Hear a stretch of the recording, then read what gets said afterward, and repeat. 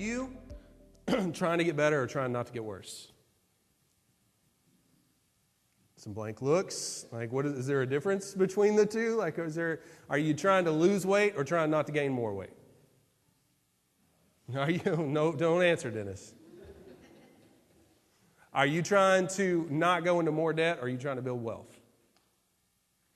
That's the difference between those two things. Are you trying to get better or trying not to get worse? Are you trying not to sin or are you trying to be more like Jesus? Sometimes we get confused and we think those two are the same thing, but they're not the same thing. When I've got this yard, well, as most of you do, I have a yard, and I want to care about my yard so bad. I want to care, and I don't. I just don't. I want it to be this nice, cushioned, like you just go roll around in it kind of yard. That's what I want. But I honestly do not care enough to put the time in. But let's say I did. What am I going to do? The first thing I'm going to do is I'm going to pull weeds, right? I'm going to get out there and I'm going to pull weeds. I'm going to spray. I'm going to talk to Clayton and ask him what I'm supposed to do, and he'll answer all my questions. But I'm going to get out there and I'm going to pull, and I'm going to spray, and I'm going to kill, and I'm going to burn, and I'm going to get rid of weeds. That's what I'm going to focus on. And that's the right thing to do. It's a good place to start. But there comes a point when I've been pulling weeds so long that all I have left is a patch of dirt with nothing growing in it. And if my mentality is what I'm doing is pulling weeds, then I'm going to get incredibly frustrated because all I'm ever going to be doing is pulling weeds out of a patch of dirt, because a patch of dirt is going to attract weeds. Something is going to grow there. If my mentality is I'm going to pull weeds, eventually I'm going to get frustrated, I'm going to quit. Because there is nothing being produced, I'm just trying to hold things back. And there will always be something that fills that patch of dirt. Weeds will always come in and fill that patch of dirt.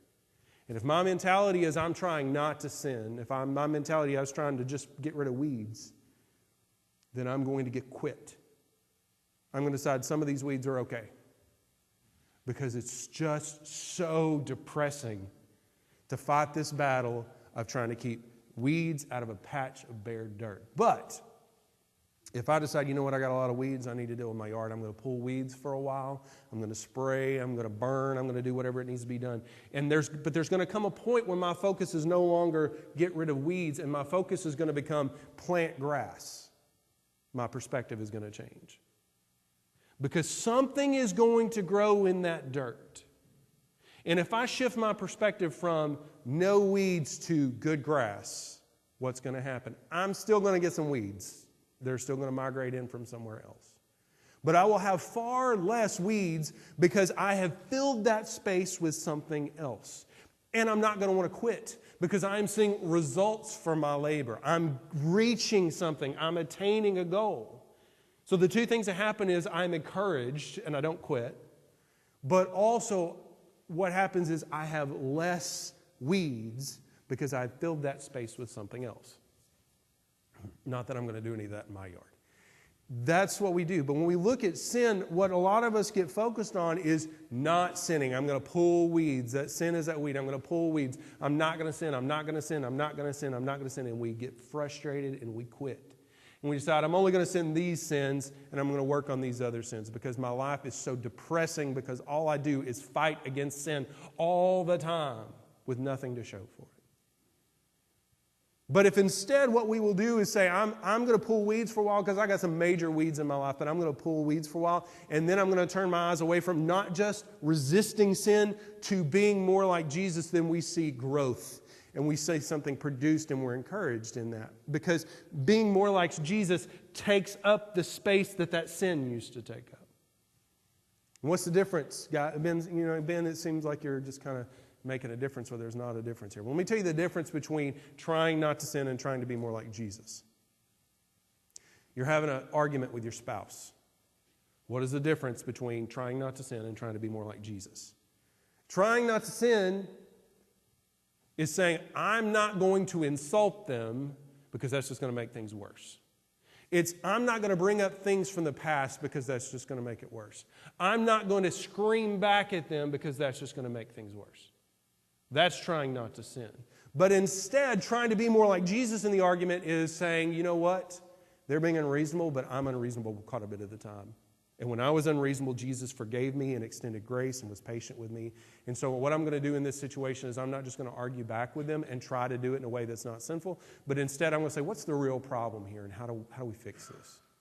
How do I show grace in this situation? How do I show mercy in this situation? And there's a difference between the two.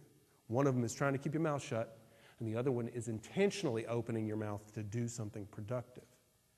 You're driving with your kids in the car, and somebody runs a red light and hits you. You turn around and check the kids are okay. You get past that, everybody's okay, but you are so angry that the thing you have to resist is dragging the other person out of the car and demonstrating to them how bad it could have been. So you resist sin by saying, I'm not going to drag them out of the car and beat them to a pulp on this asphalt for putting my kids into danger. That's trying not to sin, but instead trying to be like Jesus, saying, you know what, I do dumb stuff all the time, and I put people in danger because I get that text message, and I look at that text message when I'm driving and I shouldn't be, and this person made a mistake. And so I'm not just going to not sin, but I'm going to go to them and I'm going to extend grace, and I'm going to make sure they're okay. And I'm going to make sure that after this wreck, that I could invite them to church and it wouldn't be a barrier. I could step into this situation and be like Jesus. There's a difference between trying not to sin and trying to be like Jesus. And if we shift our focus from trying not to sin to trying to be more like Jesus, there is less room for sin in the situation because we have filled that with something else. Now, if you can remember back to a long time ago, the last time I was actually here, what we talked through for about 6 weeks as we're going through Mark is we talked about hard hearts and what Jesus said about hard hearts, that your heart is hardened by pride and your heart is hardened by other things that I'm blanking on right now because COVID wiped my brain out and I can't remember. We talked about the sin that hardens your heart.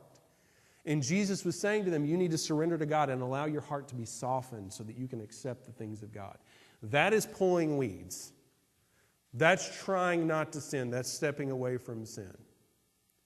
But what Jesus does in the next section is he moves us away from just trying not to sin to trying to be more like him, what you put in place. And so that's what we're going to be talking about for the next few weeks, is not just how not to sin or what sins you should avoid, but what you should put in their place. And we're going to start in Mark chapter 8 with a story that Jesus just lays out, or Mark lays out for us that Jesus went through in Mark chapter 8, starting in verse 22. And they came, and I'm going to say this wrong. I'm going to say it the way I've heard it my entire life. The actual pronunciation of this is Bethsaida. I'm not going to say that. Bethsaida is what I'm going to say. And if you are proficient in Hebrew and great with pronunciation, you can just extend grace to me today because I'm not going to say it that way. They came to Bethsaida, and some people brought to him a blind man and begged him to touch him. If you can remember back a long time ago to the last time I was preaching, we went through and we talked about a really weird story of Jesus healing a deaf and mute man. And this is very similar. What Jesus did with the deaf and mute man, remember, he pulled him out away from everybody else. And Jesus did something very different than he did with any other healing. He stuck his fingers in his ears, and then he spit on his hand and touched his tongue. And he healed the man's hearing, he healed the man's speech, and he also gave him ability to speak. He gave him vocabulary. It was a different thing, and I had people talk to me later about wet willies. He did not spit on his finger before he stuck him in his ears. He put spit on his finger before he touched his tongue, which is grosser, I guess, than a wet willy, but that's not what happened. So that was a weird situation and what Jesus was doing there, what we looked at is Jesus is pointing back to the fact that he is the very agent of creation that shaped Adam out of dirt and spit. That's what he made him, and he's readjusting that creation. And we have a very similar situation here. They came to Bethsaida. Some people brought to him a blind man and begged him to touch him. They wanted Jesus just to lay hands on him and heal him, and Jesus does it differently. He took the blind man by the hand and led him out of the village. And when he had spit on his eyes and laid hand on him, he asked him, do you see anything? So he does the same thing he did with the other guy. He takes him away from everybody else, and he's going to use his hands as creator to shape and change things like he did with the deaf and mute man. So what he does is he spits in his eyes, and then he lays hands on him. We're going to find out in a couple of verses, because it says he laid hands on his eyes again, that he's not just like putting his hands on his shoulders, but he actually reached up and touched his eyes. That's what he's doing here. So he does this and asks him a question. Do you see anything? And before we go any farther in this, I want to focus on something about this. What would you allow Jesus to do to solve your problem? Like, what's your limits on what you would allow Jesus to do to solve your problem? Jesus wants to lay hands on you and solve your problem? Like, absolutely. Jesus wants to touch your eyes. All right, it's a little weird, but whatever you got to do, man. Would you let Jesus spit in your face to solve your problem? I wouldn't know when the last time you got spit on was. I don't like it. It's not happened in a long time. I can't even remember when it was. But would you allow Jesus to spit in your face in order to solve your problem? This is not what the sermon's about today. It's just something that jumps out to me here. We talked a few weeks ago about the woman that came to Jesus and said, Lord, please heal my daughter. And he said, why would I give the kids' food to the dogs? Get away from me. Remember that story? We're like, Jesus, what is wrong with you? Don't talk to people like that. What are you doing, man? And what Jesus was doing was he was challenging her pride, saying, are you willing to accept what I have to offer, even if it means that your pride has to be crushed to do it? And I see the same kind of thing here, and I just want to remind you back to that. Where would you draw the line when it came to Jesus solving your problem? Would you allow Jesus to spit in your face? Honestly, probably one of the most insulting things a person can do. Would you allow Jesus to spit in your face to solve your problem? And for some of us, the answer is no. Jesus spits in his eyes and lays his hands on him. And Jesus asks a question, and this question bothers me that Jesus asks it. Okay? Because what Jesus says is, do you see anything? Jesus does not need to ask that question. It bothers me that he asked that question. Jesus has never half healed anybody before. He's never had trouble healing anybody before. Why would you, you heal somebody, they can get up and walk, and they walk. Jesus doesn't say, how are your legs feeling? You feeling a little shaky? How you doing? Jesus never does that. But this time he says, you see anything? It's an assessment question.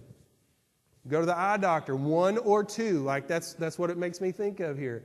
Do you see anything? And it bothers me that Jesus asked this question, because I'm like, no, Jesus, you don't have to ask this question. You're a good healer. You heal them all the way. You do this. You know how to do this, and you know whether he can see or not. But something is different about this healing, because Jesus says, do you see anything? And the guy looks up, and he says, I see people, but they look like trees walking. Now, we learned something here. This man was not born blind. There was something that happened to him in his life that caused him to lose his sight, because he knows what people are supposed to look like and what trees are supposed to look like, and he knows they ain't looking right. But what we see here is that Jesus healed, but not all the way. Jesus healed the guy, but not completely. And Jesus laid his hands on his eyes again. See, that's how we know he laid his hands on his eyes the first time, because he says again. And he opened his eyes, and his sight was restored, and he saw everything clearly. So Jesus spits in the guy's eyes, touches his eyes, heals him, but then says, can you see? And the guy says, sorta. And Jesus heals him again, and now he can see all the way. And that bothers me. It bothers me because Jesus should not need to heal twice. Jesus should not need to ask assessment questions. Jesus, our theology of who Jesus is, says that he would know the answer.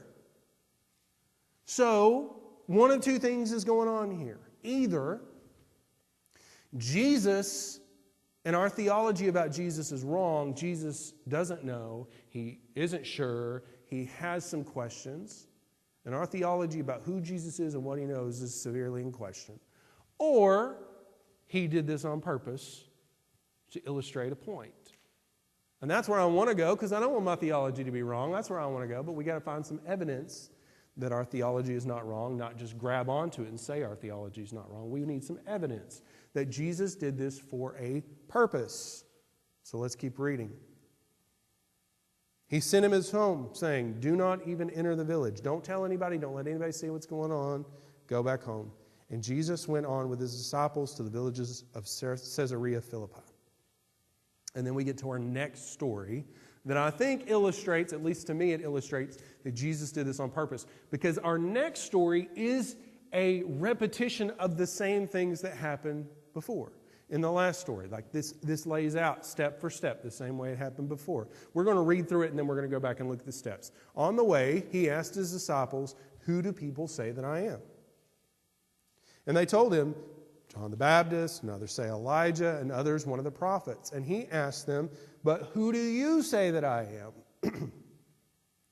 And Peter answered him, "You are the Christ." And he strictly charged them to tell no one about him. Now let's read through that, because I don't know if you noticed it or not. Maybe you got to be a preacher and spend too much time on things to figure this out. But this is exactly the same layout. What did Jesus do first with the blind man? He took him off by himself. What did he do with the disciples? He took them off by themselves.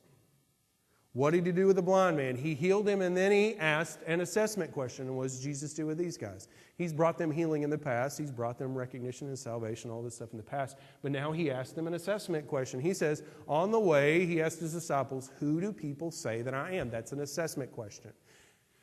What do you see? How do people see me? What do you think is in front of you? Who do people think I am? He asked an assessment question. The guy says, "I can see, but what I'm seeing is not reality. It's not true." He asks the disciples, and they say to him, "People don't understand who you are. They see you, but they don't understand. They think you're John the Baptist." Why do they think you're John the Baptist? Well, first of all, there's no internet, there's no newspapers, there's no way for people to see pictures of Jesus. How they know him is by what he's doing. And John the Baptist was preaching. Jesus is preaching. John the Baptist baptized. Jesus baptized. They're preaching a similar message. John the Baptist's message stopped right about the time that Jesus' started. A lot of people think that John the Baptist, because he was executed, has actually come back from the dead and is Jesus preaching. That's not who Jesus is. You know that's a man over there, but it looks like a tree, and you know that's not right. A lot of people think you're John the Baptist. Some people say that he's Elijah. Elijah is the archetypal prophet. He is the prophet from the Old Testament. He's the one that was most powerful. He did all these things. And when you say prophet, you think Elijah. Now, why would it be Elijah? Well, Jesus is doing miracles. Elijah multiplied food for people. Jesus multiplied food for people. Elijah brought a guy back from the dead. Jesus did the same thing. You've got all these miracles, and they think, "Oh, he's come back." Because the reason Elijah left, Elijah never died. He was taken up in a chariot of fire. Elisha, his assistant, saw that God came and took him up in a chariot of fire, and all the other prophets said, "We got to go find his body because he's out there dead in the wilderness somewhere." And Elisha said, "That's a waste of time." He went to heaven in a chariot of fire, and they said, No, we got to find his body. So they went and looked for his body for 2 or 3 days and never found it. And so people know Elisha never died. He was taken away by God, and they think, "Oh, he was sent back." The prophet Malachi actually said that Elijah was going to come back. So there's a reason to think this. But what Jesus said is John the Baptist was Elijah. He was the one that came back in the form of Elijah, not as like the same guy coming back, but the one who did the same things to prepare the way. So he said, some people think you're Elijah. Others think you're one of the prophets. God would send prophets throughout the Old Testament to tell them what they needed to know. Samuel started a school of the prophets, people that would go around and preach the message of the prophets. So all throughout history, all throughout the Old Testament, you've got Isaiah, you've got Ezekiel, you've got Elijah, you've got Elisha, you've got Malachi, you've got Zechariah, all these prophets that preach. But God stopped sending prophets for about 400 years.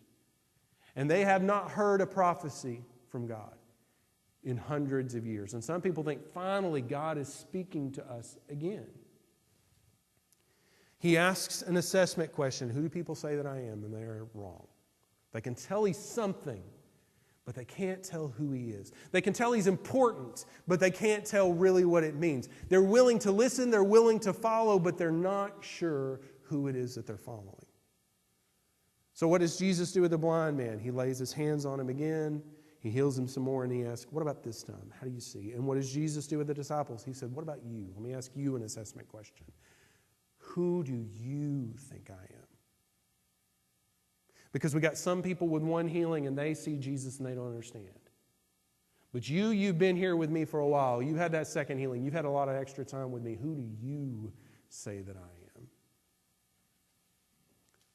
am? And Peter answered him, you are the Christ.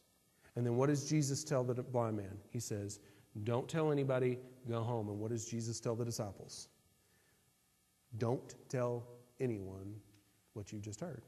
So I don't think our theology is bad. I think Jesus did this on purpose. And this is a question for people. Why did that happen? Jesus did this on purpose to illustrate the second story to help us to understand what's going on here. So what is actually going on here? Well, I think we got to go a little bit farther in this. And if you remember back like 30 weeks ago, and I don't know that you remember back 30 weeks ago when we first started this whole thing. We're on Sermon 22 of Mark, and we're going to be here forever. But when we go back to the beginning, what I told you was I don't really want to bring in all the other Gospels. I want us to just see what it is that Mark had to say. Just put put ourselves in the shoes of those first believers who had one gospel and see what it is that he wanted to say. But I'm going to break my own rules and I'm going to bring it in because Matthew tells the story just a little bit differently. It's not that he changes the details, but he says that Peter said a little bit more than that. Matthew chapter 16, verse 16, same conversation. Jesus asks, who do you say I am? Simon Peter replies, you are the Christ, the Son of the living God. So when he says you're the Christ, the Son of the living God, what does that mean? Christ is Messiah. It's the Greek word for Messiah. It means one sent from God, rescuer of Israel, one prophesied to come. He said, we understand who you are, that you are the one that all the prophets were talking about who would come and rescue Israel. And that's what Mark says too. But Peter says more than that. He doesn't just say, you're the prophet, the one that's coming, the one that reestablish the throne of David and rescue us from the Romans. But he says, no, we misunderstood that. But what I am understanding now is that you are not just the Christ, but you are the Son of God. Now for us, like we say son of, that doesn't really mean anything except that that's your dad. But the idea in like Eastern thought about the son of, and when you look at how things are passed and the way that things work, what does it mean to be the son of God? It's not just that you were produced by God. I have two sons, Cooper and Beckham. I participated in producing both of them, and they're my sons. And Cooper looks a little bit like me, and Beckham is nothing at all like me in any way, shape, or form. And so that they both came from me. They will share in the very small inheritance that they get from me. That's it. Okay? We do holidays together. We live together, that kind of thing. But in the Eastern thought, for them to say son of God, what are we talking about? The son of someone is the same kind as them with the same authority as them. So the son of the king. You got a king. He has all the money. He has all the power. He has all the authority.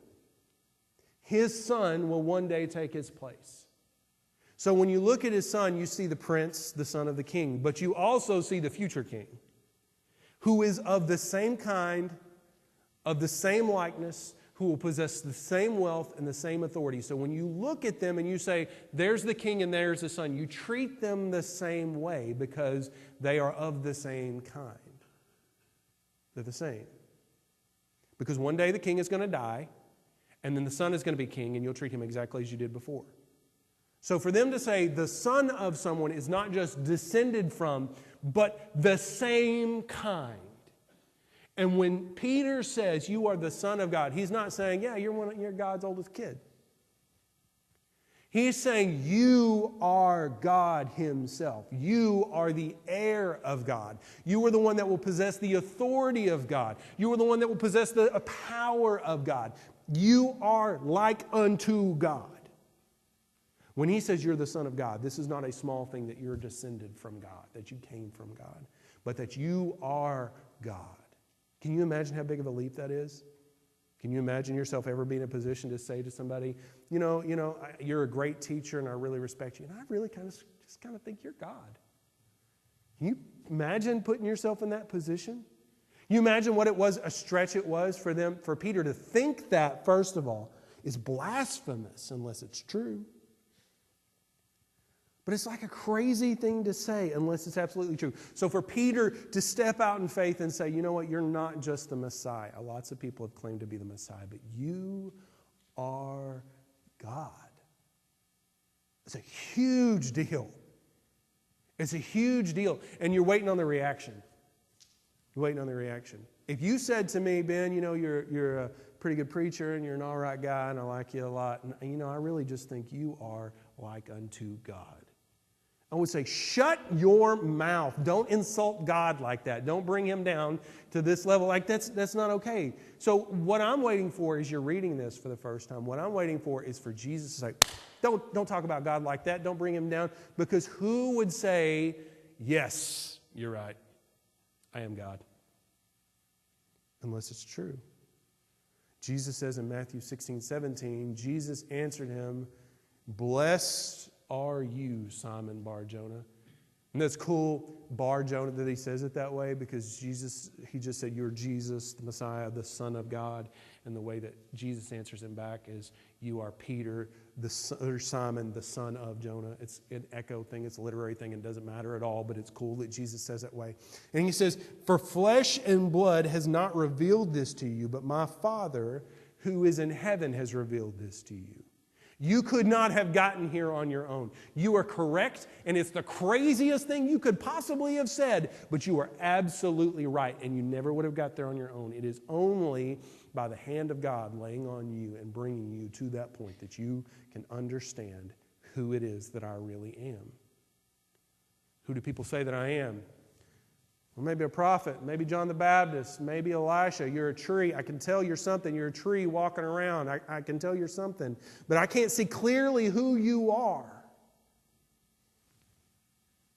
But Peter's had that second healing, and that second healing says, I recognize who you are. I understand who you are, and it changes the way that I respond to you. It changes the way that I'm going to react to you. It changes how I'm going to deal with you, because God has showed me who you are. And there are some that follow you because they're powerful. There's some that follow you because you have something to offer. There are some that follow you because they can see you a little bit, but I see you clearly, and I will follow you because I understand who you are. And Jesus says the only reason you understand that is because God himself has revealed that to you. What is the point of these two stories? What is it that we're working towards? Jesus lays this out and helps us to understand what's going on here. There are some people that receive that first healing. And understand, I'm not trying to get Pentecostal on you here. I'm not trying to do any of that. I'm trying to stick within the lessons of the story. There are some people that receive that first healing. That first healing is salvation. It's understanding, like, hey, I'm in desperate need of rescue. I am in desperate need of rescue because I am a sinner, and when I stand before God, I will be found guilty. And unless someone steps in and stands in my place, I have absolutely no hope. I need rescue, and I understand Jesus is a rescuer who has offered me his life and his resurrection, and I cry out to him for rescue. And we're told that all who call on the name of the Lord will be saved. That's what he says. And that's where you start. And you don't really understand who Jesus is. You just know that he's a tree walking around. He's got something to offer you. And you need what he has to offer. And some people stay at that first healing, right? They spend their whole lives knowing Jesus is something. They know the terminology around it, but they don't get who he is. And so they spend their lives focused on going to church and trying not to sin until Jesus gets back. They're pulling weeds. That's all they're doing. And sometimes they give up on pulling weeds because it's hopeless. And sometimes they get better and they pull weeds and they understand, like, Jesus wants me to do this. Jesus is getting me into heaven. You know, he's a good guy. I appreciate all that. I understand there's some theological stuff, but I don't really get all that. What I know is he has offered me rescue and I've accepted it, and I need to try to be good until he gets back. But when you spend that time with Jesus, there is something that happens that God gives you that second healing. Again, stick with the story. Don't make me say things I'm not saying. Gives you that second healing and brings you to a point that you understand clearly who Jesus is, and it changes things. Because he's not just some guy who gave me a get out of hell free card. He is the Son of God who came down to rescue me and adopt me into His family and calls me to be more like Him because I have died with Him. My spirit has died with Him. I've got this meat sack that's full of sin, but my spirit has died with Him and been made new. I have been resurrected in Him. And I have been made new. And He calls me not to be good and go to church and try not to do bad things until He gets back. But He calls me to be more like Him, and so I follow Him. Why? Because I understand who He is in a way that I didn't understand before. Looks like trees walking around. And Peter says, you're not a tree walking around. You're not a prophet. You're not Elisha. You're not Elijah. You're not John the Baptist. You are God Himself who has been sent to rescue me. And the shift from pulling weeds and trying not to sin to being like Jesus, pursuing Jesus, saying, I'm not just going to try not to be bad, but I'm going to try to be like Him, comes when you fully understand who He really is. Some of you see Jesus as a tree. And you can tell He's walking around. You can tell He's not really a tree, but you don't get it. You think this is your get out of hell free card and you're going to go to church sometimes and try to be good the rest of the time and He's going to come back and it's all going to work out. And what you need is God Himself to reveal to you who He really is. You need that second healing where you get it. You need to get it. Because when you realize who He really is, you stop pulling weeds and you start planting grass. You stop just trying not to sin and you start pursuing Jesus to be more like Him. Now there's a problem. I don't know if you noticed it or not. I don't know if you noticed the problem or not. There's a problem. How did Peter come to understand this? Was it because of his own effort? Was it because he studied a lot more? Was it because he tried harder? No. It was because God helped him to understand something he could not grasp on his own. So they say, Ben, if God's the one that's going to do this, what am I supposed to? I'll just come to church and try not to sin until God does this thing. Well, this is where the tension rests in our faith. Because there is our volition, our free choice, our will, and God's power working in us. And we ask the question, which one does it? Well, God does all the work, so what do? You make the choice. Go back to Adam and Eve. Go back to the very beginning of the garden. Did God say, I'm going to force you to not sin? I'm going to force you to choose me? No. He says, you get to choose. And if you will choose to honor me, here's what I'm going to do. I'm going to give you all of creation, and I'm going to continue to provide for you, and I'm going to walk with you, and I'm going to make this happen. If you choose to allow me to, because I give you free choice, then I will do all this other stuff. But if you choose not to, I won't. It's up to you. Let's look at salvation. Well, how does salvation work? Do I save myself? Do I do the work of salvation? Am I the one that saves myself and tries really hard till I get enough stickers on my attendance chart and I finally qualify for heaven? No. I always go back to cruise ship metaphors for some reason. There's people that fall off these ships, and if you've ever been on one, you understand that you have to want to fall off this thing to fall off. You don't fall. But let's say you're out on this ship and you decide you're going to jump in the water and you're in the water. You cannot save yourself. You have to be saved by someone else. That is you. And Jesus is the only one that can rescue you, but He is not going to force rescue upon you. He says that anyone who will call on the name of the Lord, anyone who says, help me, I need your help, I need you, that person will receive rescue. It's not forced. But it's a choice that's given. But when you choose, what does He do? Everything else. He does all the saving work, all the ensuring work, all the protecting work. And it's the same thing here. God wants to give you that second healing. He wants to take you to that point that you can see clearly. He wants to change your perspective on things. He wants to do that, but He will not force that on you. You have to choose. Are you willing to accept what it is that He wants to do? Are you going to choose to allow Him to do this? Because if you will, He will, like He did with Peter and like He has done with others throughout history, He will lay His hand on you. He will spit in your eyes. It's not going to be a whole lot of fun, but He will do what needs to be done to bring you to the point that you understand. But you need to choose. Now, how do you choose? Well, that's the next 3 sermons. I don't want to give that away right now, but I do want to tell you that Jesus doesn't just stop here. We talk about sandwiches in Mark, right? There's all these big sections of sandwiches. That's the rest of this sandwich. Jesus is going to tell them, and I'll give you a little bit of hint, Jesus is going to tell them 3 things that you do that are you choosing to allow God to do this, asking God to do this in you. The first thing is that you pursue God's interests and not your own. You decide that my life is not going to be about what I want, but what He wants. You spend time with Jesus.